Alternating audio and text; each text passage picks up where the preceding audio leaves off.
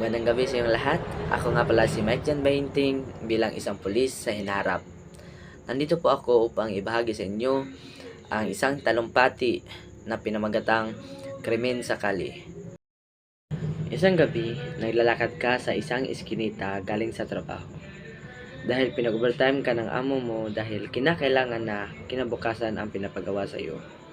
Tapos nung pauwi ka na, wala ka ng masakyan dahil malalim na ang gabi.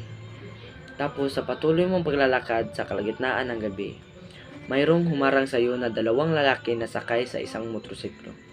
At nabigla ka dahil di mo inaasahang mangyayari ito sa iyo. Gusto mo sanang tumakbo, ngunit di ka makatakbo dahil tinutukan ka na ng patalim. At kinuha ang lahat ng bagay na mayroon ka, alahas, relo at iba pa. At umuwi ka na lang naluhaan at walang-wala na ang pinaghirapan mong pinagtrabahuan. At kinabukasan nun, pumasok ka ng trabaho at natuto ka na sa nangyari sa iyo kagabi. Kaya mula nun, maaga ka nang umuwi dahil sa takot na baka mangyari ito ulit sa iyo. Bilang isang pulis, hindi rin maalis sa aking isipan ang tanong na, sa bawat hakbang ko ba sa kalsada, lansangan, at sa bawat pagsakay sa mga pampublikong sasakyan ay ligtas ba ako? Itong tanong na ito ay sumasalamin sa malungkot na realidad sa ating lipunan, ang pagpatuloy na paglaganap sa krimen sa kali.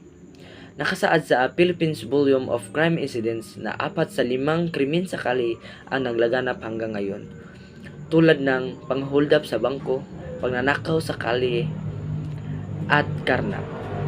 Yan ang mga karaniwang laganap sa krimen sa kali sa ating lipunan.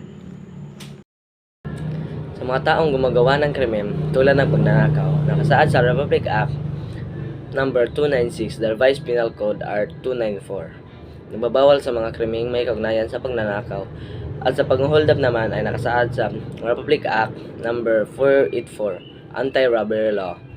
Nagbabawal sa mga krimeng may kaugnayan sa pang-hold up. At saka sa pangkakarnap naman, may batas din na nakasaad sa Republic Act number 6539, Anti-Carnapping Act. Nagbabawal sa mga pagnanakaw ng sasakyan. At ang mga parusa sa mga ito ay pagkakulong ng matagal na panahon o pagmumulta ng malaking halaga.